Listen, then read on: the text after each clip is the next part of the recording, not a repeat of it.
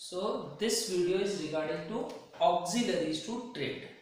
When what we understand by auxiliaries मतलब होता है help, कि जब हम व्यापार करते हैं तो किन किन चीज़ों की हमें मदद चाहिए होती है।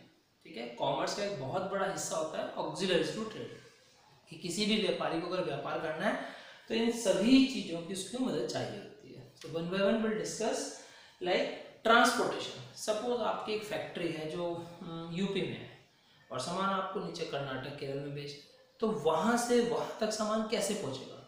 With the help of transportation, whether it is roadways, whether it is railways, whether it can be seaways also, airways also, किसी भी तरह की ट्रांसपोर्ट की आवश्यकता है तो आपके व्यापार की मदद कौन करता है? ट्रांसपोर्ट। इससे हमारे किस चीज़ की मदद है? Place utility.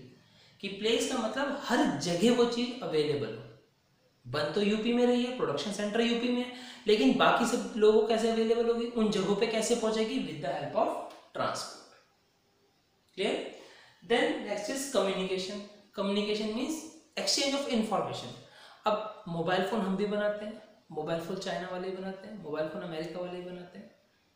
चाइनाज वाले बहुत ही सस्ते दामों पे हमें मोबाइल फ़ोन अवेलेबल करते हैं, हम लोग सोचकर भी उतना सस्ता नहीं बना पाते। इट मीन्स कहीं ना कहीं हमारे पास इंफॉर्मेशन की कमी है। अब वो इंफॉर्मेशन अगर हमें चाहिए होगी तो हमें क्या करना पड़ेगा? उससे बातचीत करनी पड़ेगी, कनेक्ट होना पड़ेगा, चाहे वो टेलीफोनिकली हो चाहे इंटरनेट के थ्रू हो। तो उसके लिए हमें क्या चाहिए? कम्युनिकेशन। मतलब अपने ट्रेड को वर्ल्ड लेवल पे बनाने के लिए, अभी जो हम लोकल हैं उसे ग्लोबल बनाने के लिए हमें ग्लोबली कम्युनिकेट करना पड़ेगा। और कम्युनिकेशन के लिए हमें क्या चाहिए? आपको व्यापार अगर आपको बढ़ाना है तो उसमें कम्युनिकेशन का भी एक मेजर रोल रहता है। So to increase trade, communication also helps to enhance your level of trade. Clear? Then coming on to, हर एक बिजनेस को पैसा भी चाहिए, बिना पैसे कोई काम तो नहीं हो सकता। अब अपना सारा भी पैसा लगा दें उसके बाद भी बहुत सारे पैसे की आवश्यकता होती है। So from where we can arrange the money? From banking और फाइनेंशियल इंस्टीट्यूशन। तो हमारी कोई भी एक्सचेंज की दिक्कत, एक्सचेंज मतलब हमने सपोज हमने कोई बाहर से रॉ मटेरियल मंगवाना है किसी भी देश से, है ना, सऊदी अरब से मान लो हमने कुछ मंगवाना है, अब उन्हें पेमेंट कैसे करें? तो with the help of banking we can easily transfer the money.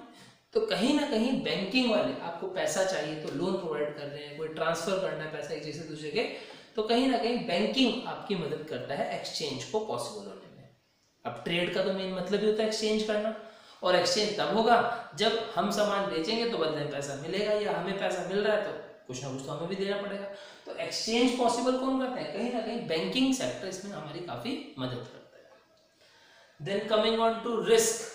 हर एक बिजनेस में, व्यापार में रिस्क बहुत होता है। पता नहीं हम सामान बेच रहे हैं, पता नहीं कहीं लॉस ना हो जाए, कल को तूफान, बाढ़, भूकंप कुछ भी आ सकता है, नुकसान हो सकता है। खेती बाड़ी कर रहे हैं, नहीं बारिश हो गई, ओले गिर गए, सारी फसल खराब हो जाएगी।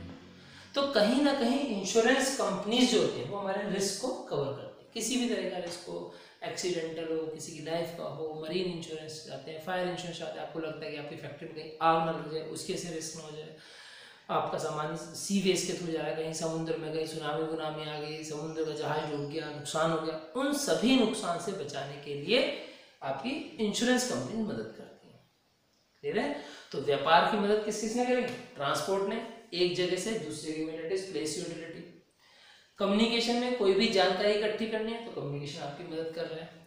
ठीक है, फिर आपको एक्सचेंज करना है तो बैंकिंग आपकी मदद करते हैं। आपको किसी भी तरह का रिस्क है तो इंश्योरेंस कंपनी आपकी मदद करती है।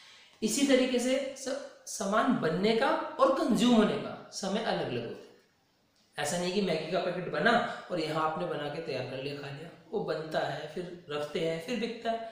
मतलब from the time of production till the time of consumption there is a gap in between. अब वो गैप जो है उसमें सामान को संभाल के तो रखना पड़ेगा। तो जिस तरीके से हमारे घर में स्टोर हाउस होता है, उसी तरीके से बड़ी बड़ी कंपनियों को वेयर हाउसेस की जरूरत होती है। वेयर हाउस का मतलब होता है गोदाम। तो जो गोदाम होते हैं वो बेसिकली टाइम यूटिलिटी, कि हमें चीज समय से मिल पाए। अब ये नहीं कि मेरा कोल्ड ड्रिंक पीने का मन करेगा तो मैं कंपनी को ऑर्डर करूंगा, वहां से हैंड टू हैंड बन के आ जाएगी। वो बन जाती हैं, गोदामों में रखी जाती हैं। जैसे दुकान वाले होते हैं, अपने लाके स्टोर रूम में गोदाम में रख लेते हैं, आप गए उठा के दे दी। तो गोदाम बेसिकली क्या कर रहे हैं? टाइम यूटिलिटी क्रिएट करेंगे। जिस समय आपको सामान चाहिए उस समय अवेलेबल हो। बन तो पहले ही चुका है, लेकिन अपने पास गोदामों में रख लिया कि सामान जब ग्राहक मांगने आएगा तो उसे सामान दे दिया जाएगा। That creates time utility. तो कहीं ना कहीं वेयर हाउसिंग जो गोदाम के काम है वो भी कहीं ना कहीं व्यापार में मदद करते हैं। जैसे आपकी मान लो गेहूं है, अब वो गर्मी में आपने उगा ली, फसल कट गई अप्रैल महीने में, तो उसके बाद खाना तो पूरा साल है, तो ऐसा तो नहीं कि अप्रैल में सारा खत्म कर दोगे, संभाल के तो रखना पड़ेगा। तो बड़े बड़े गोदाम होते हैं, सिलॉज होते हैं, जहाँ पे इन सब चीज़ों को संभाल के रखा जाता है। देन एडवर्टाइजिंग, सबसे आज का जो मेजर रोल है वो किस चीज़ का है? एडवर्टाइजिंग का। एडवर्टाइजिंग का मतलब क्या होता है कि अपना प्रचार करना, जिससे कि सब लोग हमारी जानकारी सुने। So these are the auxiliaries to